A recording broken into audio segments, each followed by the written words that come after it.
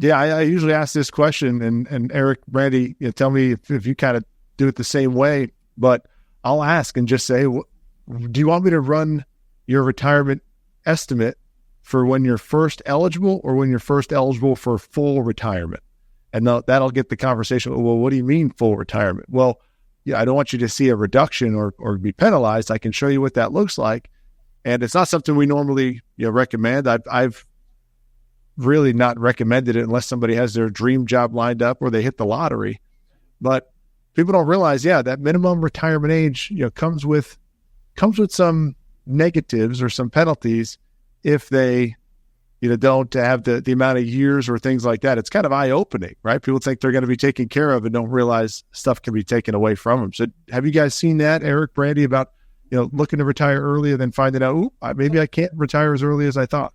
So my opinion on it is, the pension's already smaller than what you think it's going to be first off, right? So if you're making $100,000 a year and you only have 10 years of service, or you're at your minimum retirement age with 30 years of service or 10 years or 15 years of service, and you're going to get a penalty on maybe $15,000 a year, it's going to really hurt. You've got to really, you really got to start planning. You really got to know these things, like Tim was saying, because if you're getting a 15% penalty and you're already only getting $20,000 a year and you're used to making $100,000 a year, it's going to really hurt. Then you're going to pay taxes on top of that. So, I mean, you really got to think about it. One thing I like to do is I'll show my clients not only, what they're going to get with the supplement and early retirement, but what happens when you max it out at 62? Because it's really a big difference from maxing it out at 62 and making a couple extra thousand a month, a couple extra thousand a year versus retiring early and paying penalties like Tim was saying. So you see it a lot. It's just guiding.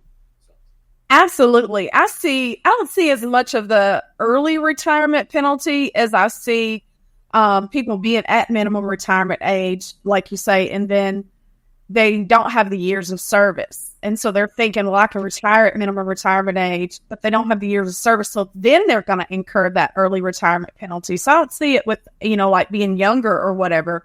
A lot that I really help people with is understanding just the difference between age 60 and 62.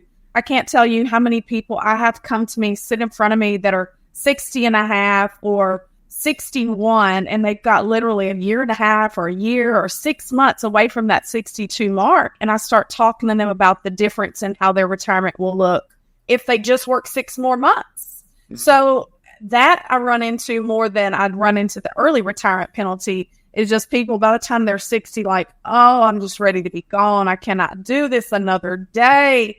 And then I say, well, does $2 or $3 or even $500 extra a month make a difference in your budget?